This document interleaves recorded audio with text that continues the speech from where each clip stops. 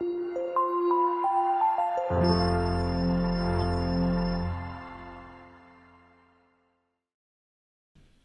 եմ, որ Տերոջմով ես առիթ ես հնարավորություն ունենք մեկտեղ գալու, իրեն պաշտելու, ուրախ եմ, որ Աստծո ողորմությամբ ևս մեկ շաբաթ Տերը կյանք տվեց ու հիմա միասին ենք։ Գիտեք, անցած անգամ էլ է ասում, հիմա կկրկնվեմ ասելով, որ իրականում երբ որ ինչ-որ մի բան ազատ է, ձրի է, շատ քչերն են, որ գնահատում են։ Ուրախ եմ, որ դուք գնահատում եք, ուրախ եմ ձեր հավատարմությունը տեսնելու ու խնդրեմ, որ աղոթող լինեք այն մարդկանց համար, ովքեր որ ինչ-ինչ պատճառներով բացակայում են, չկան, միասին չենք, որովհետև երկու տարբերակ կա, կամ ֆիզիկապես ինչ-որ լուրջ խնդիր ունեն, դրա համար չեն գալի, կամ երկրորդ տարբերակը հոգևոր առումով տկար են։ Եթե ֆիզիկական խնդիրներ կան, նույնիսկ կանչված ենք աղոթելու այդ մարդկանց համար, որպեսզի Տերը բժշկի, միգուցե կարիքը կայացելու այդ մարդկանց, եթե հոգևոր տկարության մեջ են, նույնպես կանչված են գնալու, քաջալերելու, աղոթելու այդ մարդկանց համար, որպեսզի մեկտեղ հավաքվելը չթողնեն։ Հավատքի շրջանակում, երբ որ անցած կիրակի խոսում էինք հավատքից, հավատքը արտահայտվում է գործերով։ Այսինքն դա հավատք հասկացողությունը եւ գործեր հասկացողությունը միասին են քայլում, չես կարող ասես հավատք ունեմ, բայց գործեր չունեմ, եւ նույնն էլ հակառակը, գործերը առանց հավատքի կրոնավորությունը կամ ինչ որ էթիկայի կանոններից դրդված ինչ որ քայլեր։ Դա համար որտեղ որ կա ճշմարիտ հավատք, այդ ճշմարիտ հավատքը արտահայտվում է գործերով։ Եվ այդ գործերը արդեն ընդհանուր կապված է մեր հավատքի աղբյուրից, որը որ Աստծո խոսքը պետք է լինի, ինչ որտեղ լսելը, հավատքը լսելուց է, լսելն էլ ինչից, Աստծո խոսքից։ Այսինքն Աստծո խոսքի հիման վրա է, որ ձևավորվում է մեր հավատքը, եւ մենք վստահում ենք Աստծո խոսքին լիարժեք կատարյալ կերպով անկախ իրավիճակներից եւ ազդեցությունից կամ հետևանքներից, որոնք որ տեղի կունենան որևիցե քայլերից։ Այսօր կխոսենք հավատքով լեցուն կյանքի մասին եւ ընդհանրապես թե ինչպես է արտահայտվում հավատքը եւ որ բնագավառներում այն պետք է կիրառենք։ Հիշում եմ մի անգամ որ գնացել էինք ավետարանություն անելու մեծամասնությունը այս արտահայտությունն են անում, ասում են, ես հավատք ունեմ, հավատքս իմ մեջ ա վերջ, այսինքն սահմանափակվում է իմ ուզածով, իմ շրջանակով, իմ սրտի մեջ հավատում եմ, դա ինձ բավարար է։ Կան ուրիշ տիպի մարդիկ, որոնք որ տեսնում ես, որոնց համար հավատքը միմիայն արտահայտվում է կիրակի օրով, 1-2 ժամով ընդամենը, երբ որ գնում են ծառայության են մասնակցում կամ, չգիտեմ, գնում են պատարակի մոմ են վառում կամ բան, իրանց հավատքը միմիայն արտահայտվում է այդ շրջանակում եւ վերջ։ Եվ կարան դեպքեր լինեն, որ նեղության շրջանակում, նեղության մեջ ենք, ինչ որ հավատքի քայլեր ենք անում կամ հավատքի ինչ որ գործողություններ ենք անում։ Այսքանով սահմանափակվում է տվյալ մարդկանց հավատքի շրջանառությունը, թե որտեղ են կիրառում իրենց հավատքը։ Ես ուզում եմ, որ մենք այսօր խոսենք ընդհանրապես, թե մեր կյանքը, մեր կյանքում, մեր կյանքի որ բնագավառներում պետք է արտահայտվի մեր հավատքը։ Եվ դրանից մենք օրինակ կվերցնենք 5 տականի ժամանակատվածի հավատացյալներից, թե իրենք որ հատվածում իրենց կյանքի արտահայտեցին հավատք եւ դա ինչպես արտահայտվեց։ Եկեք բացենք Եբրայեցիս նամակը։ Եբրայեցիս նամակից կշարունակենք ընթերցանությունը 11-րդ գլխի, կընթերցենք 4-ից 7 համարները եւ արդեն շարունակական հետագա նաեւ կիրակիները կշարունակենք այս թեման։ Եբրայեցիս 11 4-ից 7 համարներն ենք ընթերցելու։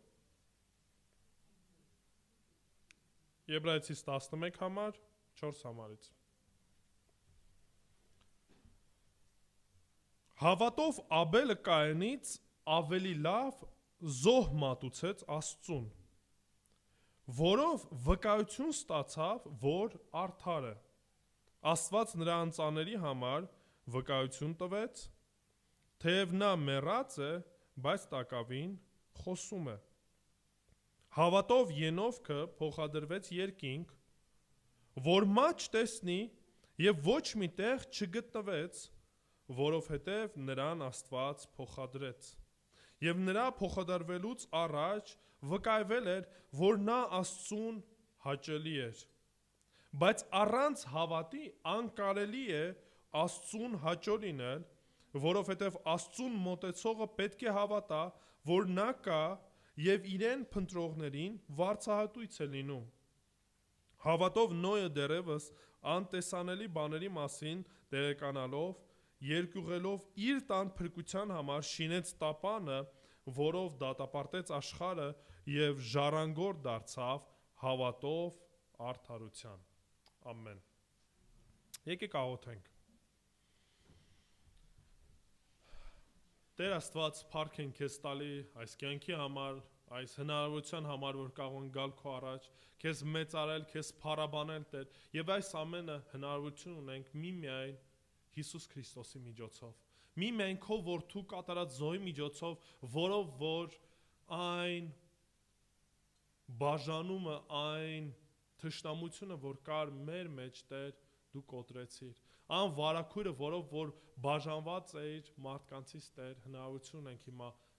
ճշմարիտ միջնորդի միջոցով գալու քո առաջ։ Աղոթում եմ ով Տեր, որ հիմա այցելես մեզ, ներես մեզ եւ օգնես, որ ճշմարտությունը լսելով մեր օգիներին այն շինություն լինի եւ հավատքով քայլենք, ինչպես որ այն հավատքի վկաներն են, որ տեսնում ենք Եբրայեցիս 11-րդ գլխում։ Դու օրհնիր եւ դու փառավորվիր։ Հիսուսի սուրբ անունով, ամեն։ Տեսեք, երբ որ խոսում էինք հավատքից, անցած կիրակի օրը խոսեցինք, թե հավատքը ինչպես է արտահայտվում, եւ այն կապված է մեր մտածելակերպից եւ մեր վստահությունից առ Աստված, որովհետեւ եթե ես Աստծուն չեմ վստահում, հավատքը ուղղակի լինելու են դատարկ ուղղակի խոսքեր, որովհետև հավատք, վստահություն, այդ հավատարմություն հասկացողությունը փոխկապակցված են իրար հետ, հոմանիշներ են, եթե ոչ հայերենում, այլ հունարենում կամ իմաստային տեսանկյունից սա այսպես է։ Եվ հիմա արդեն Եբրայեցիս նամակի հեղինակը ինչ է անում, անդրադառնում է հավատքի հայրերին կամ այն մարդկանց, ովքեր որ ինչ էին, շատ հայտնի էին, շատ կարևոր էին հրեաների համար։ Ինչի համար է կարևոր սա, որովհետև տեսեք, այս մարդիկ հրեաները կամ այդ ժամանակվա եկեղեցին վտանգ կար ցանկություն ունեին հետ վերադառնալու իրենց ծիսական օրենքներին, կարգ ու կանոնին։ Այնինչ արդեն խոսել ենք, որ այդ կարգ ու կանոնը օրենք պահելը չէր փրկում։ Եվ հիմա հեղինակը ինչ ուզում ասի, ասում է այն մարդիկ, ովքեր որ ձեզ համար հեղինակություն են, եկեք մի հատ նայենք իրանց կյանքին, եկեք նայենք, տեսնենք արդյոք իրանք գործերով փրկվեցին, թե հավատքով, որովհետև եթե ձեզ համար հեղինակավոր մարդիկ հավատքով են փրկվել, հավատքով են այդ քայլը արել, դուք ոնց կարաք նորից հետ վերադառնաք այն օրենքին, այն ծիսական արարողություններին, որը որ ձեզ որևիցե բան չի տալու, որը որ ոչ միայն ձեզ չի տալու, այլ նաև անարգանք գցելու ում վրա, Քրիստոսի վրա, որովհետև Քրիստոսի զոհը այդ ժամանակ ինչ եք ասելու, որ անմաքուր է, օգնական չի, պետքական չի, մենք կարիք ունենք նորից կենդանիների զոհաբերություններ անելու։ Եվ այստեղ կանադառնամ ընդամենը 3 դրվագի, եւ այս 3 դրվագում կտեսնենք, թե տվյալ մարդիկ ինչ իրավիճակներում գործածեցին կամ իրականություն դարձեցին իրենց հավատքը։ Առաջինը մենք տեսնում ենք, որ հավատքը պետք է արտահայտվի ծառայության եւ պաշտամունքի մեջ առ Աստված։ Եկեք 4-րդ համարը եւս մեկ անգամ կարդանք։ Հավատով Աբելը Կայենից ավելի լավ զոհ մատուցեց Աստծուն, որով վկայություն ստացավ, որ արդար է։ Աստված նրա անծաների համար վկայություն տվեց, թեև նա մեռած է, բայց տակավին խոսում է։ Անցած կիրակի արդեն ասացի, թե ինչի է սկսում Կայենից ու Աբելից, որովհետև Ադամն ու Եվան կարիքը չունեին հավատալու Աստծուն, որովհետև Աստծուն տեսել էին։ Աստծո այդ ժամանակ անցկացրել էին, քայլել էին Էդեմական պարտեզում, այս ամեն ինչով անցել էին։ Դրա համար իրանք հավատքի խնդիր չունեին ու դրա համար որ հեղինակը սկսում է Կայենից ու Աբելից։ Բայց ինչ վերաբերվում է այս իրավիճակին, եթե վերցնենք լոկ միայն 5 տականին այդ պատմությունը, մի տեսակ անհասկացողություն է առաջանում։ Ինչու՞, որովհետև կարծես թե Աբելը իր կողմից զոհ մատուցեց, Կայենը իր կողմից զոհ մատուցեց, ու չգիտես ինչի Աստված ինչ արեց, անաչար գտնվեց, այսինքն մեկինը ընդունեց, մեկինը մերժեց։ Այն ինչ որ ավելի շատ ենք ուսումնասիրում, որ հասկանում ենք, որ այստեղ կան մի քանի նրբություններ։ Նախ առաջ ուզում եմ կարդանք Ծննդոց գրքից 3-րդ գլուխ 21 համարը, վստահ եմ այդ հատվածը գիտեք եւ այս պատմությունն էլ շատ պարզ է ձեզ համար, երբ որ Ադամն ու Եվան մեղք գործեցին, մինչև Էդեմական պարտեզից Աստված իրենց հանեց, հետեւյալ մի գործողությունն արեց Աստված։ Ծննդոց 3:21 Եվ Տեր Աստված Ադամի ու նրա կնոջ համար կաշվից հանդերձներ պատրաստեց եւ հագցրեց նրանց։ Դեք միգուցե ասենք պարզ ինչ որ գործողություն լինի կամ ինչ որ բան, բայց ես ուզում եմ մի պա մենք սրա վրա ուշադրություն դարձնենք, որովհետեւ սա կապված է նրա հետ, թե ինչու Կայենի ու Աբելի միջև գոյություն ուներ տարբերություն։ Երբ որ տեղի ունեցավ մեղք, մենք կարդում ենք, որ Ադամն ու Եվան ինչը նկատեցին, որ մերկ են, մերկությունը երևաց, մեղքը ընդամենը տվեց այն, որ իրանք մերկ էին Աստծո առաջ ու մարդկանց առաջ, այսինքն մեկը մյուսի առաջ, ու ինչ արեցին, փորձեցին տերևներով ծածկվել։ Այնինչ այդ մեղքի հետևանքը տերևներով չես կարա ծածկես։ Մեղքի մասին, երբ որ խոսում ենք, պարտադիր պետքա լիներ զոհ։ Եբրայեցիս նամակի մեջ շատ հստակ սրա մասին խոսում է, որ երբ որ կա մեղք, դրան պետքա լինի դատապարտություն, պետքա թափվի արյուն, պետքա լինի պատիժ։ Ադամի եւ Եվայի համար այդ զոհը ով մատուցեց, Աստված ինքը, այդ կաշվի հանդերձները որտեղից պետքա վերցներ։ Կենթանուց չէ, կենթանին պետքա զոհաբերվեր, որպեսզի իրանք այդ կաշվի հանդերձները հագնեն եւ ընդ հետաքրքիր ասում է եւ ինչ արեց, իրանց մերկությունը ծածկեց, հագցրեց, չէ։ Այն մերկությունը, որ ունեին, զոհի միջոցով ծածկվեց։ Ինչ է կարծում Կայենն ու Աբելը այս պատմությունը գիտեին։ Այս պատմության մասին գիտեին, որ որտեղ որ մահ կա, որտեղ որ մեղքը կա, Աստծուն ընդունելի զոհը պետքա լինի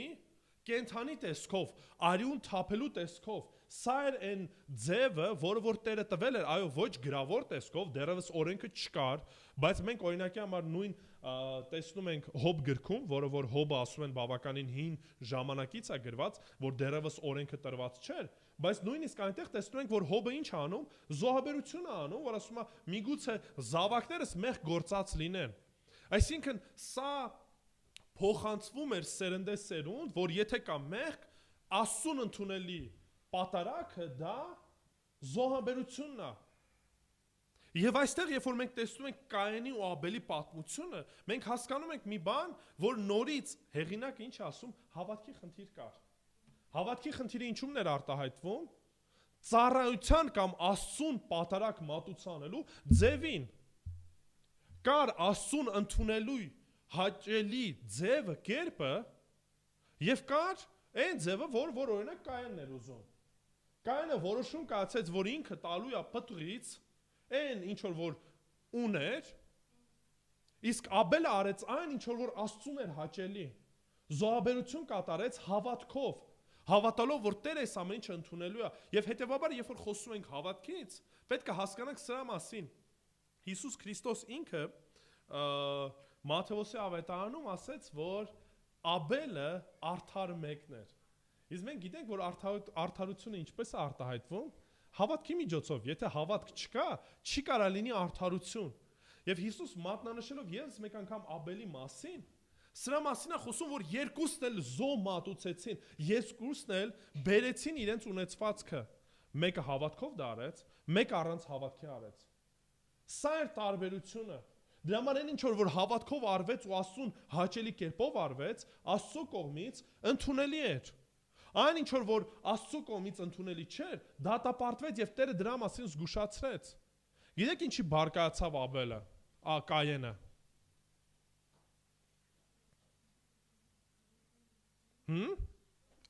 Որտեվ Տերը ընդունեց ում, Աբելի զոհը ընդունեց, իր զոհը չընդունեց։ Սրա համար բարկացավ, բայց պետք է հասկանանք կոնտեքստը։ Երբ որ Ադամն ու Եվան վռնդվեցին Էդեմական պարտեզից, Աստված խոստում տվեց, որ կնոջ սերունդից գալու է մեկ, ով որ ջախջախելու է սատանայի գլուխը, այսինքն ազատագրում է տալու։ Ինչ է կարծում, երբ որ ծնվեց Կայենը առաջնեկը, Ադամն ու Եվան ով են կարծում, ով է այդ փրկողը։ Հենց ինքն է, կարծում են, որ հենց Կայենն է, որովհետև խոստում է տրված, որ սերնդից պետքա փրկվի, ու հենց ծնվում է Կայենը։ Ու Ադամն ու Եվան այս տրամաբանությամբ են մեծացնում Կայենին, որ դու ես հեսա, որ մեզ ազատելու ես այս տանջանքից, այս փուշից, այս տատասկից, այս ցավերից, ու վերջի վերջո գնալու ենք նորից Աստծո հետ, Աստծո մոտ ենք լինելու։ Այս տրամաբանությամբ մեծանում է Կայենը, ու այդ շրջանակում նաև կա Աբելը, որը որ երկրորդ պլան է, դե հա, էլի եղբայր ես, բայց Կայենը այն խոստացված մեր Մեսիան է։ Ու պահը գալիս մեծանում են այս տրամաբանության մեջ, Կայենը այս ձևով մեծանալով ինքն է արդեն որոշում, ես կարևոր մարդ եմ ու ես ինքս կորոշեմ Աստծո հետ ոնց պատարակ, ոնց ծառայություն մատուցեմ։ Ու այս շրջանակում, երբ որ այս մոտեցումն է բերում, Աստծուն սա հաճելի չէր, Աստծուն սա ընդունելի չէր, որտեղ ստեղ հավատք չէր արտահայտվում, ստեղ չէր արտահայտվում կատարյալ վստահությունը առ Աստված եւ այն կերպին, ինչ որ Տերն ուզում է։ Հիմա նայենք մեր ժամանակակից աշխարհում շատ մարդիկ կանգնում են ու որոշում են կայացնում, որ Աստծուն ծառայելը այս ձև պետքա լինի։ Մեկը որոշում է, որ տանը բավարար է, ասում է ես իմ մեջ հավատք ունեմ, վերջ։ Ինքը որոշում է կայացրել, որ Աստծուն ընդունելի պատարակը, զոհը էս է, տանը հավատալ եւ վերջ։ Մեկ ուրիշը տրամաբանում է, մտածում է, որ Աստծուն հաճելի ձևը ծառայության, էդի կիրակի օրը ես գալիս եմ պաշտամունքի, ժամ ու կես կմնամ, սո, այսքանը բավարար է, թող Աստված բավարարվի այսքանով։ Երբ որ մենք գալիս ենք առ Աստված, ու մենք ենք թելադրում, թե Տեր Աստված մենք ոնց ենք ուզում քեզ ծառայենք, սա չի բխում մեր հավատքից։ Դրա համար ծառայությունը, Աստծուն պաշտելը, պաշտամունքը պետք է լինի այնպես, ինչպես որ Տերն է կամենում։ Դա համար երբ որ Հիսուս Քրիստոս խոսում էր Սամարացի կնոջ հետ, ասեց կգա ժամանակը, որ մարդիկ պետքա պաշտեն Տիրոջը հոգով եւ ճշմարտությամբ, չէ՞։ Մարդիկ ասում են ոնց զգում եմ, տենց էլ անեմ։ Ինձ այսքանը բավարար է, ես սենց եմ սովորել, ես սենց եմ ուզում, սենց էլ կծառայեմ։ Տեր, դու ինձ պարգևներ, շնորհներ տվել ես, ես ինքս կորոշեմ այդ պարգևներն ու շնորհները ոնց եմ ուզում ծառայեցնեմ։ Անիշ Տերը, երբ որ տալիս է պարգևներ, Տերը տալիս է շնորհներ, նաև տալիս է կերպը ու ձևը, թե ինչպես պետքա ծառայենք, որն է իրեն հաճելի պատարակը, պաշտամունքը, ծառայությունը։ Հիմա որ ասում եմ պատարակ, պաշտամունք, մի պատկերացրեք, որ ինչ որ ծիսական արարողության մասին է խոսքը գնում։ Չէ, սրա մասին չի խոսքը գնում։ Ծառայությունը, երբ որ մենք մեր կյանքը տալիս ենք Տիրոջը, ու ես ասում եմ, որ ես ուզում եմ Տիրոջը նման ձևով ծառայել։ Կարակ նույն գործողությունն անեք, կարա նույն մարդը կողքը կանգնի քարոզի, եւ մեկ ուրիշն էլ քարոզի, մեկ քարոզը կամ ծառայությունը Աստծո կողմից ընդունելի լինի, մեկ այլ Աստծո կողմից ընդունելի չլինի։ Ինչի որտեղ շարժառիթները տարբեր են, կանչվածությունը տարբեր է։ Նույն փառաբանության խմբի մեջ կարան մարդիկ լինեն, ում որ ծառայությունը Աստծուն ընդունելի է, հաճելի է, եւ ծառայություն, որ Աստծուն հաճելի չի, ընդունելի չի։ Միշտ գալիս է այն իրավիճակից, թե ինչքանով է Տերը ինձ կանչել է ծառայության մեջ, ինչքանով եմ ես անում այն, ինչ որ Տերն է ուզում, ինչքանով եմ ես հետևել ծառայության մեջ, Տիրոջն եմ փնտրում, թե իմն եմ փնտրում։ Աստծունն եմ փնտրում, թե իմն եմ փնտրում։ Կայենը իրանը փնտրեց։ Ինքը որոշում կայացրեց, թե ինչ միրգա, ինչ ձևով է ուզում պատարակ ու պաշտամունք բարձրացնի։ Հետևանքային եղավ, որ բարկացավ, մեղքին տեղիք տվեց ու նույնիսկ եղբորը սպանեց։ Ինչու որտեվ մեծացել էր այդ բանով, որ ինքը ամենակարևոր մեկն է ու հանկարծ Աստված ուշադրություն է դարձնում ոչ թե իր վրա, այլ եղբոր վրա։ Բայց զգուշացնում է իրան։ Զգուշացնում է, ասում է մեղքը դրանդ առաջ պարկած է։ Կանգնած է։ Տերը այնպես չէր, որ ուղակի դուրը փակեց, ասես դու ինձ պետքական չես։ Զգուշացնում է եւ մենք էլ խոսում ենք, որ ամեն մեկս երբ որ ծառայության մեջ ենք մտնում, պետք է երկյուղ ունենանք, պետք է հասկանանք, որ ամեն մեկս կանչված ենք ծառայելու, այդ ծառայության շրջանակում պետք է ծառայենք այնպես, ինչպես որ Տիրոջն է հաճելի, այլ ոչ թե մարդկանց։ Դա կարող լինի տարբեր ծառայություններ։ Դա համար տեսեք սիրելիներ, երբ որ մտնում եք ծառայության մեջ կամ ծառայության մեջ եք, շրջանակի մեջ եք, ոչ թե փնտրեք ձերը, որ դուք թելադրեք ոնց լինի, այլ փնտրեք այն ինչ որ ճշմարիտ է։ Շատ բաներ Տերը ազատություն է տվել։ Օրինակ, Աստծո խոսքի մեջ չեք գտնի հստակ բան, որ չգիտեմ, հարվածային գործիքներ փառաբանության ժամանակ պետք է օգտագործել թե ոչ։ Ինչ որ դաշտամուր պետք է օգտագործել թե ոչ։ Սրա մեջ Տերը ազատություն է տվել, դրա համար պետք է իմաստությամբ վարվենք, որպեսզի գայթակղություն չլինի մարդկանց, ընդունելի լինի այդ ժամանակահատվածի շրջանակի մարդկանց, եւ այդ ձև ենք անում։ Բայց օրինակի համար, երբ որ խոսքը գնում է աղոթքին, խոսքը փոխանցելուն, ինչպես պետքա փոխանցենք, ինչպես պետքա պարգևներն ու շնորհները ծառայեցնենք, օգտագործենք։ Տերը հստակ պատվերներ է տվել։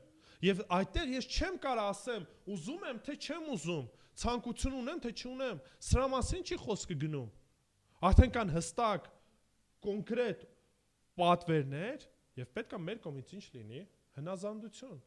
Հակառակ դեպքում ձեր արածը ուղակի ձեր անձին դատապարտություն եք բերում։ 5 տականում կհիշեք մի դեպք, երբ որ փորձեցին ծառայություն անել ու Տերը պատժեց այդ ծառայության համար ու տեղում մահացան։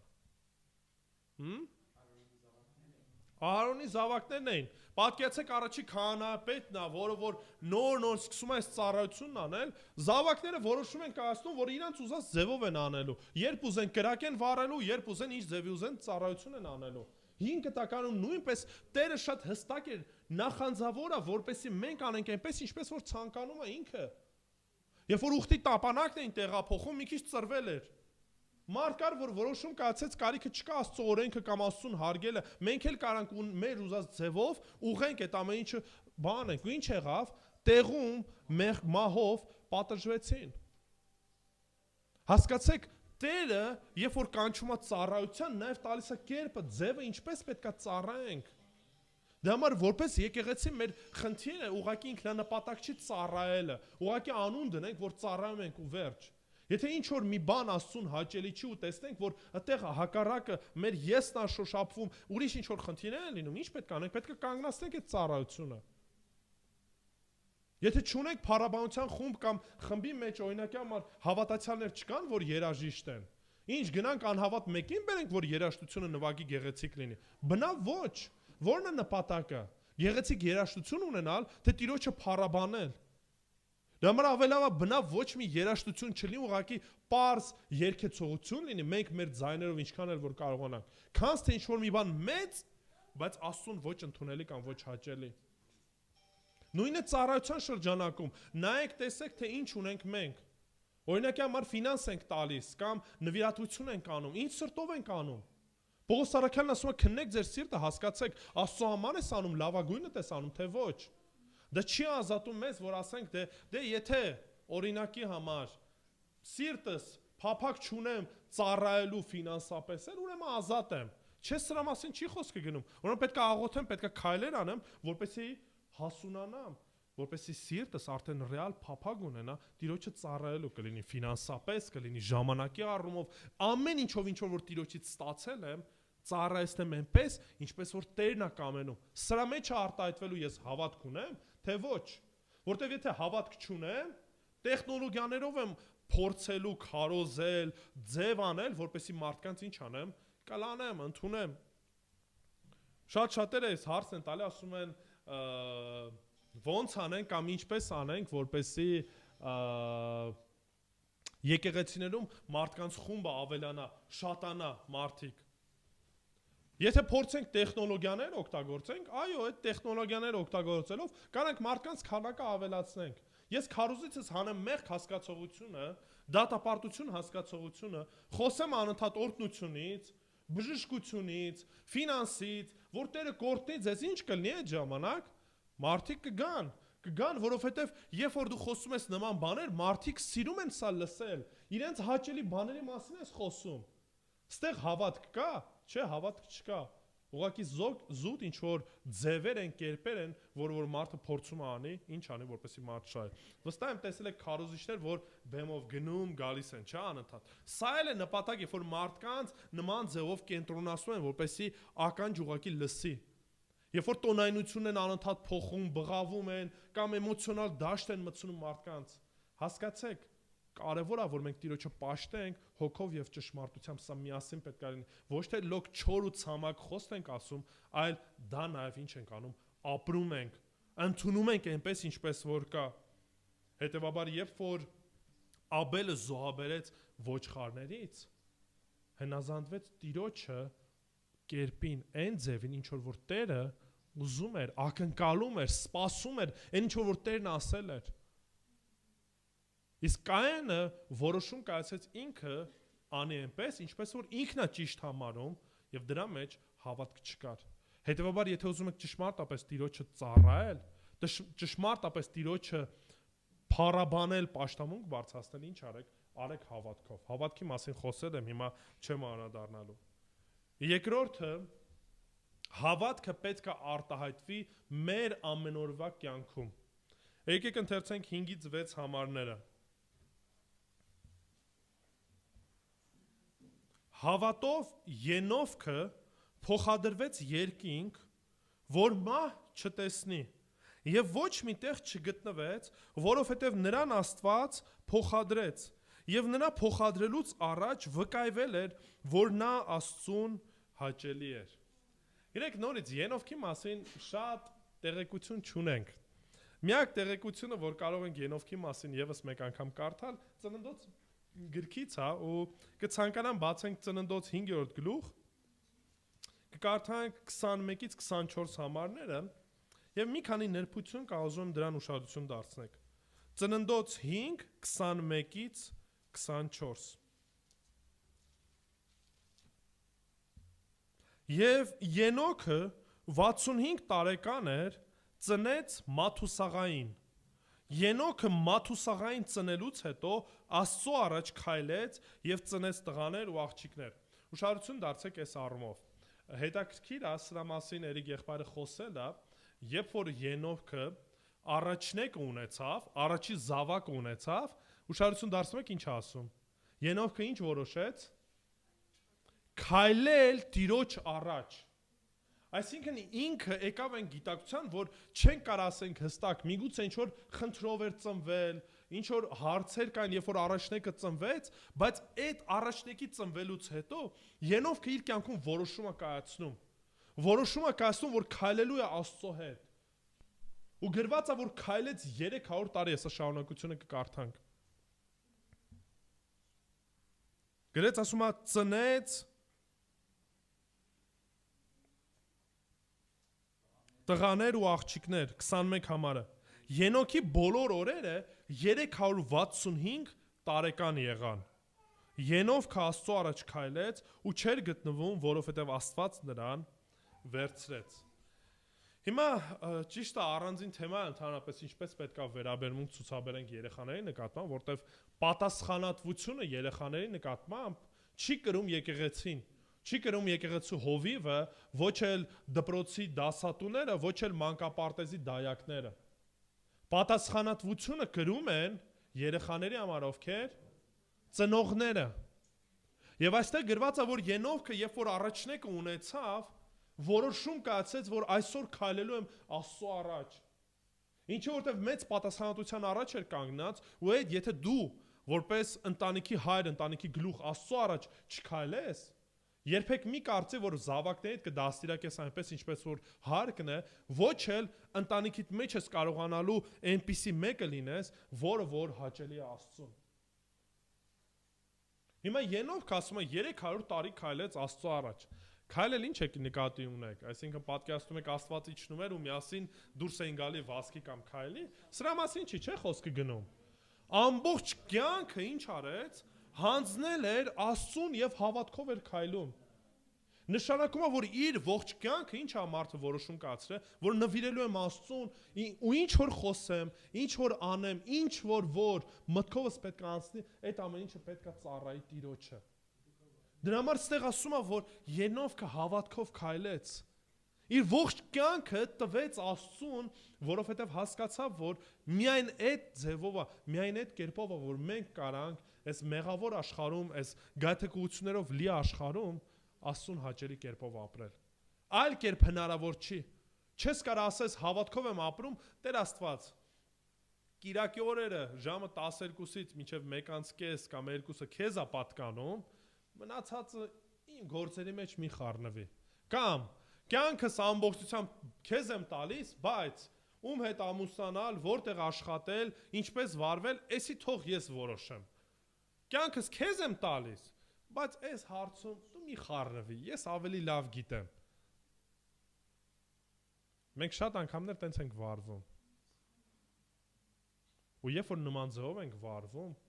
դա ցույց է տալի, որ մեր կյանքում մենք չենք վարվում հավատքով։ Իսկ այստեղ Ենովքը որոշում կայացրեց, որ ինչ որ անի 300 տարի, ասում է, կյանքը տվեց Աստծուն քայլելու ամեն օր։ Եփեսացիս նամակի մեջ առաջի գլխում 9-ից 11 համարներում Պողոս Արաքյալը հետևյալ օրինակն է բերում կամ կետն է բերում, թե ինչպես պետք է քայլենք Աստծո առաջ։ Եփեսացիս 1 9-ից 11 համարներն են կարդալու։ Աստծո մասին է խոսքը գնում։ Իր բարեհաճության համաձայն մեզ ճանաչեցրեց իր կամքի խորհուրդը, որ նախապես նրանով սահմանվել էր։ Ուշադրություն դարձեք Աստծուն, ասում է Աստված ինչ արեց։ Իր բարեհաճության համաձայն, ողորմած գտնվելով համաձայն, ինչ արեց, իր կամքը հայտնեց, նախասահմանել էր ամեն ինչից առաջ իր կամքը հայտնեց։ Այն ինչ որ որոշում էր կայացել, որ այս ձև պետք է լինի, ինչ արեց, մարդկանց հայտնեց։ Մեզ հայտնի է Տիրոջ կամքը։ Տիրոջ կամքը թաքնված չի։ Շատ շատերն ասում են, ոնց անենք Տիրոջ կամքը գտնենք, էլի կարծես Տիրոջ կամքը պահկված է ինչ որ միտեղ։ Ու մենք պետք է գնանք գտնենք այդ կամքը։ Մի հատ գիրք կա, վերջում գրված է գտնված է Տիրոջ կամքը, Աստծո կամքը, եթե առիթ ունենում եք, բացեք, կարդացեք, այնտեղ 5 պարզ կետեր է գրված, թե ոնց այս 5 պարզ կետերը պահելով, ասում է, այդ 5 կետերը պահեք, MacArthur-ն է ասում։ Դրանից հետո ինչ ձևով ուզում եք, ոնց ուզում եք ապրեք, իմացեք, որ Աստծո կամքի մեջ եք լինելու։ Ինչի որտեղ շատ շատերը կարծում են, որ այն ինչ որ Տերը մեզ հայտնել է խոսքի միջոցով, էսի կարևոր չի։ Մենք ուզում ենք իմանալ կոնկրետ մեր կյանքի համար ինչն է կարևոր, որն է առաջնայինը։ Ես ուզում եմ իմանամ այն ինչ որ դեռևս Տերը չի հայտնել, ու ուշադրություն չեմ դարձում այն ամեն ինչ որ Տերը հստակ հայտնել է։ Դա համար ստեղ ասում է ամեն ինչից առաջ Տերը ինչ արել, իր կամքը հայտնել է ու ձեր նկատմամբ բարեհաճություն է ցուցաբերել։ 10-րդ համարը, որպեսի ժամանակները իրենց լրումին հասնեն, որ ամեն բան Քրիստոսի մեջ բովանդակվի ինչ որ երկնքում եւ ինչ որ երկրի վրա։ Իմաստ գտավ այս ամեն ինչը մեր հոգեվոր կյանքը ում միջոցով։ Քրիստոսի միջոցով։ Առանց Քրիստոսի կյանքը իմաստ չունի, առանց Քրիստոսի ցանկացած գործ ինչ որ անում եք, անիմաստ է։ Ժամանակի վատնում է, անիմաստ պարապ ժամանակի անցկացում է։ Դրա համար աստեղ ասում են, որ ասում ենք հավատքով քայլել, էսի նկատի ունենք, որ ձեր ամենօրվա կյանքը Քրիստոսով իմաստավորված լինի։ Ձեր որոշումները Քրիստոսով իմաստավորված լինեն։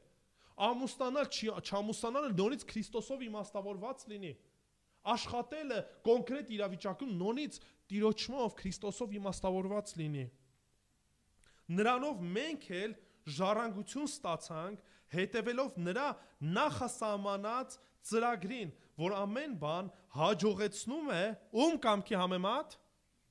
իր կամքի խորհրդի համաձայն է հաճեցնում։ Տերը ամեն բան ինչ որ արել է, իր փառքի, իր կամքի համեմատ է արել։ Եվ մեզ էլ կանչել է այդ կամքի շրջանակում քայլել։ Եվ եթե մենք այդ կամքից դուրս ենք, մենք չենք վարվում հավատքով։ Դա համար երբ որ խոսքը գնում է հավատքով ապրելը, այդ հավատքով կյանք ապրելը չի սահմանափակվում կիրակից կիրակի։ Չի սահմանափակվում ուղղակի մի ինչ որ հատվածով մեր կյանքի, մնացածը ինձ է պատկանում։ Նման բան չկա, սիրելիներ։ Եթե հավատքով ենք քայլում, ուրեմն ողջ կյանքն է պատկանում Տիրոջը։ Ենոքը չասեց, դե Տեր, հիմա ամբողջ կյանքս ոնց քեզ տամ։ Առանց այդ էլ փոքր կյանք ունենք։ Դե այն ժամանակ երկար էին ապրում, հիմա պատկացեք, ասում են 300 տարի։ Այն աստիճանը քայլել, որ ասում է, այլևս չգտնվեց Տերը ուղակի առանց մատենալու բարձացեց իր մոտ։ Իսկ մենք այս կարճ կյանքը, որոշ կյանքը ապրելով, ասում ենք Տեր, ախր մի հատ կյանք ունենք, այս էլ մեր ուզած ձևով ապրենք էլի։ Եկը տարիքը կգա, ժամանակը կգա, կծառայենք էլ, կապրենք էլ քո համար, դերևս ծրագրեր ունենք, դերևս պլաններ ունենք։ Իսկ Աստծո ասում է ինչ, քննեք, տեսեք, թե որն է Աստծո կամքը, բարին, հաճելին եւ կատարյալը Հռոմեացիս 12-րդ գլուխ։ Սա է, պետք է քննենք, տեսնենք, իսկ այդ քննությունը գալիս է խոսքից։ Եթե ես խոսքը չեմ կարդում, եթե ես պաշտամունքներին չեմ մասնակցում, չեմ քննում Աստծուն, չեմ ճանաչում իր կամքը, ո՞նց եմ կյանքս ապրելու հավատքով։ Ո՞նց եմ կյանքս նվիրելու իրեն։ Դա անհնարին է, դա ուղղակի պարապ խոսքեր են։ Իսկ Ենովքը քայլում էր 300 տարի, հիմա 300 տարի պատկերացնում եք։ Ինձ համար մի քիչ դժվար է։ Որ 300 տարի ապրենք, այդ 300 տարին կնվիրենք, եկեք ինչքան որ Տերը տալիս է, այդքանը նվիրենք, մնացածը Տերը ինչքան կամենա, թող կյանք տա, որովհետև այն ինչ որ ունենք, այդ դրանով եկեք ծառայենք։ Չասենք քիչ է ավելին, եթե Տերը կամենա, ավելի երկար կյանք կտա։ Ինչպես որ այն ծերունին կհիշեք, որ դիմավորեց Քրիստոսին եկեղեցում։ Ասում է սրտով փափագել էր, որ այդ օրը տենա, ու ասում է Տերը կյանք այնքան երկարացեց, մինչև որ Քրիստոսին, մանուկ Քրիստոսին, երբ որ բերեցին տաճար։ Հիմա մենք էլ այդ փափագ եթե ունենք, Տերը գիտի ինչքան կյանք կտա։ Կտա 10 տարի, եկեք ծառայենք նման ձևով, այն ձև ինչ որ Տերն է ուզում, հավատքով քայլենք։ Կտա 100 տարի, եկեք այդ 100 տարին տանք Տիրոջը։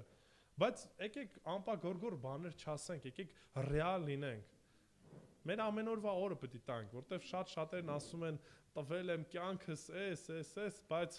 ասենք պարզ բաներում պատրաստ չեն ինչ որ կերպով նեղություն կրելու ու Տիրոջը տալու։ Եկեք տեսնենք որն է Տիրոջը հաճելին, որն է Տիրոջը հաճելի պատարագը։ Այն է, որ մեր առօրյա կյանքը, մեր ամենօրյա կյանքը հավատքով քայլենք, այնպես ինչպես որ Տերն է կամենում։ Վերջացնում եմ սիրելիներ, երրորդը պետք է հավատք ունենանք ապագայի վերաբերյալ։ Սրա մասին անցած կիրակի խոսեցի, բայց ուզում եմ եւս մեկ անգամ անդրադառնանք 7-րդ համարը։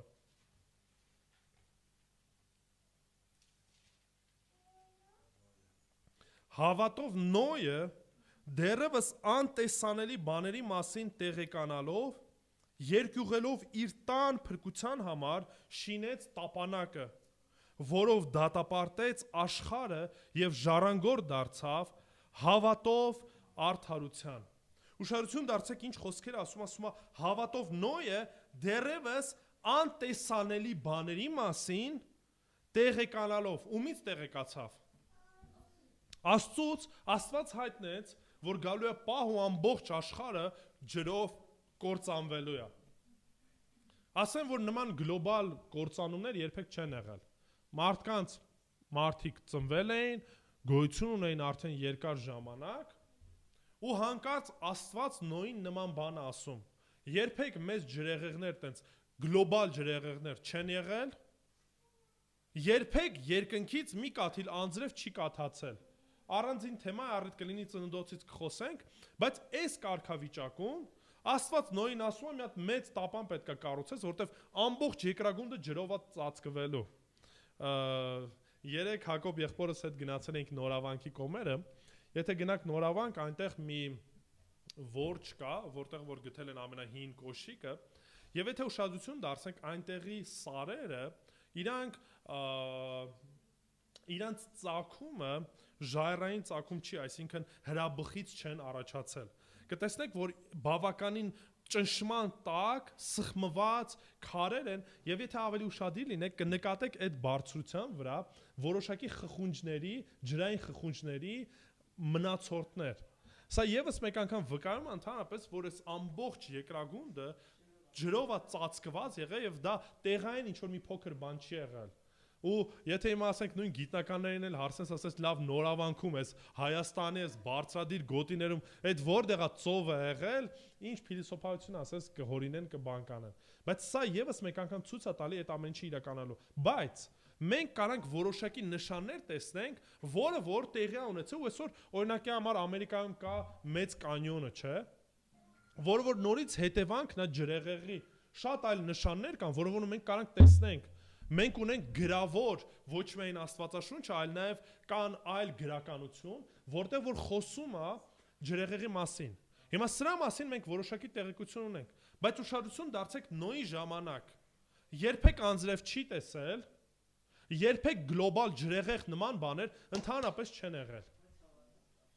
Տերն ասեց պետքա տապան կառուցես, ինչ արեց, ասում է գալիք բաների մասին վստահելով, այսինքն հավատք ունենալով, սկսում է Նոյը ինչ անել, կառուցել տապանը։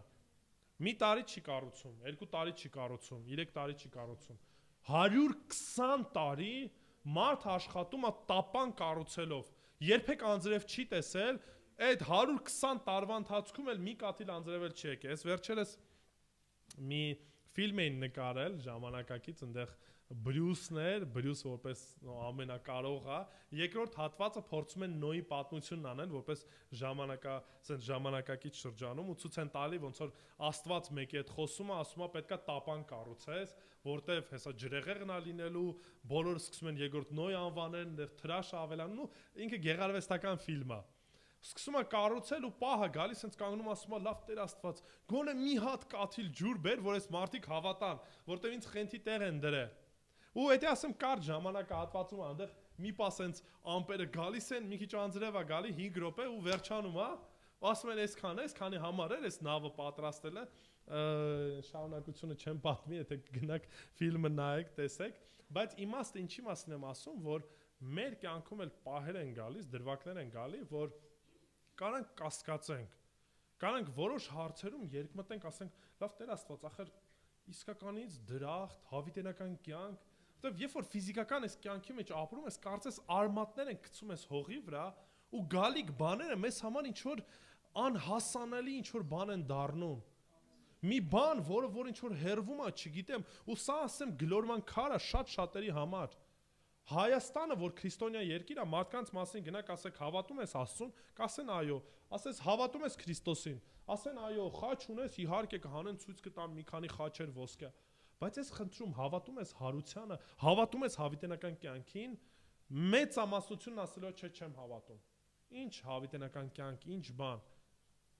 Հասկանում եք, սա այն բանն է, որը մենք հավատով պետք է ընդունենք։ Նոյ ասում է գալիք բաների մասին, որը որ չէ տեսե, վստահեց։ Ու անցած Կիրակի խոսում ենք սրա մասին, որ հավատքը գալիք բաները մեզ համար իրականություն են դառնում։ Եվ այն ինչ որ մտածելակերպ, այն հավատքը, որ ես ունեմ ապագայի վերաբերյալ, ազդեցություն է ունենալու այսօր իմ կյանքում։ Նոյի կյանքում այդ ոնց էր արտահայտվում։ Հավատքը ոնց էր արտահայտվում։ Տապան կառուցելով ամեն օր առավոտ շուտ հելնում էր, գնում էր այդ գործին, տապանը կառուցելով նման ձևով էր արտահայտվում իր հավատքը։ Ինչի որտեվ Տերն ասել էր ջրեղեղ պետք է լինի, պիտի կառուցես։ Ու ամեն օր, երբ որ գնում էր ինքը գործի, տապանը կառուցելու, հստակ երևում էր, որ ներկա ժամանակում իր համար ներկա ժամանակում ինքը կառուցում է, ինքը անում է այն, ինչ որ Տերը իրեն կանչել է։ Գիտեք Նոյը ինչպիսի անձնավորություն է կոչվում։ Ծննդոց 6-րդ գլխում Աստված Նոյին, տեսեք ինչպիսի մարդ է անվանում։ Ծննդոց 6:9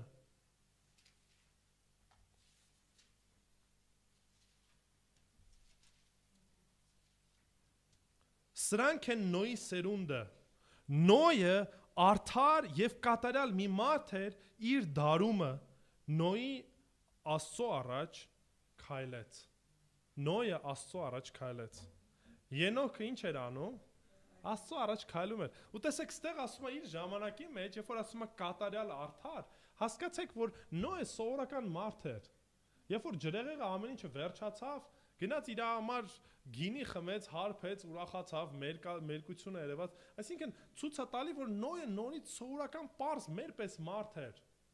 Բայց քանի որ Տիրոջ խոսքին ինչ արեց, հավատաց, կատարյալ կերպով հավատաց ու պատրաստ էր 120 տարի ամեն օր տապանը կառուցելու, ինչ ասեց, ասում է Աստված ասեց, որ Նոյը իր հետ քայլեց։ Ոնց էր քայլում, տապանը կառուցելով։ Սիրելիներ, մենք կարիք չունենք իրապես Աստծուն տեսնելու մեր կողքը, որ ասենք Տեր Հիսուս, արի քայլենք իրար հետ։ Մեր հավատքի քայլերը կամ հավատքի գործերը ապագայի վերաբերյալ ցույց են տալիս, թե այսօր ես ոնց եմ քայլում։ Որտեվ անհնարին է, եթե ես հույս ունեմ հավիտենականի, ես ապրում եմ հավիտենական հույսով, այսօր այդ ամեն ինչը չարտահայտվի։ Նոյն էլ կարար ասեր, Տեր, հա, հավատում եմ ջրեղեղ լինելու է, բայց եթե տապանը չկառուցեր, այդ հավատը քանի կոպեկի արժեք ուներ։ Ոչ մի։ Այսինքն ուղղակի կլինեին դատարկ խոսքեր։ Այսօր շատ անգամներ մենք որպես քրիստոնյաներ ասում ենք, Տեր, հավատում ենք, Տեր, ուզում ենք քայլենք քո հետ, բայց մեր ամենօրվա կյանքը դրա մասին չի խոսում։ Մենք ասում ենք, ուզում ենք քեզ ծառայենք, ուզում ենք քեզ պաշտամունք բարձրացնենք, բայց ուզում ենք այնպես ոնց որ մենք ենք ուզում, Տեր, դու մեզ պայմաններ, բաներ մի դիր։ Ասում ենք, հավատում ենք, որ գոյություն ունի դրախտ, հավիտենական կյանք, հավատում ենք, որ Տեր քո հետ ենք անցկացնելու, բայց առօրյա կյանքում այնպես ենք վարվում, որ կարծես թե այս կյանքից զատ ուրիշ կյանք չենք ունենալու, ու մեր ողջ կյանքը, ողջ ներուժը, ողջ պոտենցիալ ինչ որ դուք ունեք, ներդրում ենք այս ֆիզիկական կյանքի համար։ Այս օրինակները, որ բերում եմ ու շարունակությունը դեռևս կարդալու ենք, այս օրինակները են պարզ օրինակներ են, թե ինչպես պարզ մարդիկ, սովորական մարդիկ, երբ որ հավատով քայլ արեցին, Տերը իրենց արդարությունը համարեց եւ նման ձևով փրկություն ստացան։ Բայց այս ամեն ինչ արտահայտվեց գործերով։ Ամեն բան արտահայտվեց գործերով։ Երբ որ Աբելը այն զոհը մատուցեց, ինչ որ Տիրոջն էր հաճելի։ Երբ որ շարունակության մեջ կարդում ենք, ամեն մեկը իր ժամանակահատվածում վարվեց այնպես, ինչպես որ Տերն է կամենում։ Ենովքը, երբ որ առաջնեկը ունեցավ, որոշում կայացրեց, որ կյանքս պիտի տամ Տիրոջը, այլ ձև չեմ կարող, այլ կերպ չեմ կարող, 300 տարի քայլեց։ Երբ որ Նոյին Տերը կանչեց, ասեց տապանը կառուցի, որտեվ գալու է ջրեղեղը, գալու է դատաստանը, ուստեղ հետաքրքիր է Եբրայեցիս նամակի մեջ ասում է նման ձևով աշխարհին դատապարտեցին, չի։ Որտեվ փրկությունը կար, չէ՞։ Տապանը կար, հնարավորությունը կար, 120 տարի մարդիկ կարային միանային։ Այնինչ, ինչ արեցին, մերժեցին, դրանով իսկ դատապարտվեցին։ Այսօր փրկության հնարավորությունը կա։ Այսօր խաչը, Քրիստոսը, խաչի վրա փրկությունը տվեց մարդկանց, ու այդ հնարավորությունը այսօր դուք ունեք։ Ինչպես որ Նոյի ժամանակներում մարդիկ հնարավորություն ունեին տապանը մտնելու փրկվելու, ուղղակի ինչն էր կարիքը, հավատքի, որ գալու է դատաստանը։ Նույնն էլ այսօր, հավատակ, չհավատակ, քայլեք, չքայլեք, դատաստանը գալու է։ Աստծո առաջ կանգնելու ենք։ Ուզեք թե չուզեք, ընդունեք թե չընդունեք, միևնույն է դա իրականությունը չի փոխելու։ Տարբերությունը միայն այն է լինելու, որ այն ժամանակ Նոյը ու իր ընտանիքը փրկվեց, այդ տապանի մեջ մտան, տեղ շատ կար։ Այսօր էլ շատ շատերը մերժելով Քրիստոսին, ասում են ինչ դատաստան, ինչ հարություն, ինչ հավիտենական կյանք։ Այդ ձև են քայլում, վերջը կանելու են դատաստանի առաջ։ Իմ աղոթքս, իմ փափագս սա կլինի, որ ամեն մեկը քննեք ձեր կյանքը ու տեսնեք ոնց եք Տիրոջը ծառայում, այնպես ինչպես որ ինքն է կամենում, թե ինչպես որ դուք եք կամենում։ Ձեր կյանքը ռեալ պատկանում է Տիրոջը, թե ոչ, եւ ապագայի վերաբերյալ հավատք ունեք, թե ոչ։ Եկեք աղոթենք, խնդրենք, որպեսզի Տերը ների մեր մեղքերը, որովհետեւ շատ անգամներ վարվում ենք այնպես, ինչպես որ մենք ենք ուզում։ Շատ անգամներ ծառայության շրջանակում վարվում ենք այնպես, ինչպես որ մենք ենք ուզում, այլ ոչ թե Տերն է կամենում։ Եվ շատ անգամներ մոռանում ենք այն խոստումները, այն գալիք խոստումները, որ Տերը խոստացավ։ Ու մոռանալով այդ գալիքը այսօր վարվում ենք այնպես, կարծես թե ապագայում այս կյանքով ամեն ինչը վերջանալու է։ Այնինչ դատաստանը գալու է, ով որ Քրիստոսի հետ եղավ, ով որ Քրիստոսի արդարության մեջ մտավ, հավատաց կփրկվի։ Իսկ ով որ չհավատաց, ով որ մերժեց, գրված է, որ արդեն իսկ դատապարտված է։ Ինչու? Որտեվ չհավատաց Տեր Հիսուս Քրիստոսի անվանը։ Եկեք աղոթենք։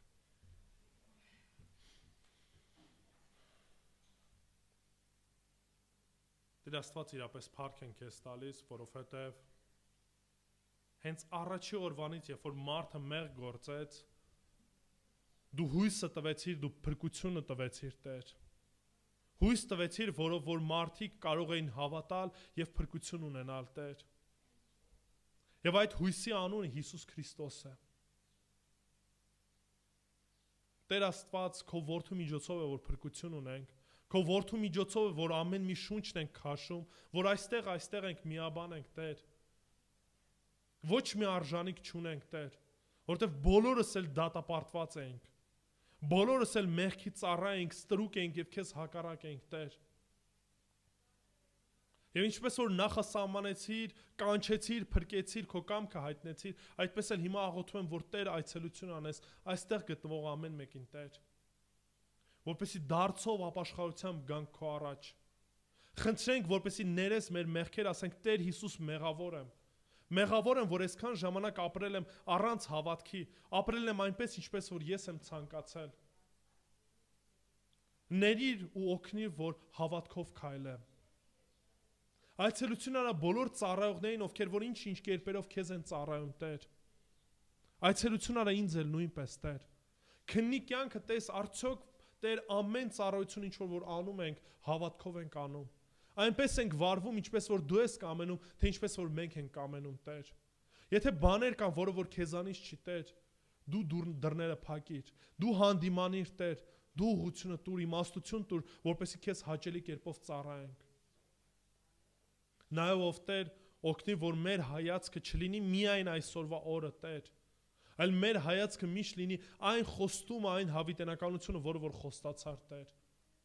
Որ հավատքով քայլենք, որ փոթորիկների դժվարությունների ժամանակ Տեր Աստված հավատքը չկորցնենք, որտեվ այդ փոթորիկներն ու այդ դժվարությունները հավիտյան չեն կարող բաժանել քո սիրուց, Տեր։ Տեր Աստված մեզ միաբանիր եւ օգնի, որ մեր ողջ կյանքը, մեր ողջ ջանքը, մեր ողջ ռեսուրսները ծառայեն միմեն քո անվանու փառքի համար։ Եվ մեր հավատքի քայլը, մեր կյանքի ամեն օրվա քայլը ցույց տա հավատքը առ դեպի քեզ։ Այնինի գործնական, ռեալ, կենթանի, որպեսզի դու փառավորվես։ Հավիտյանս հավիտենից։ Ամեն։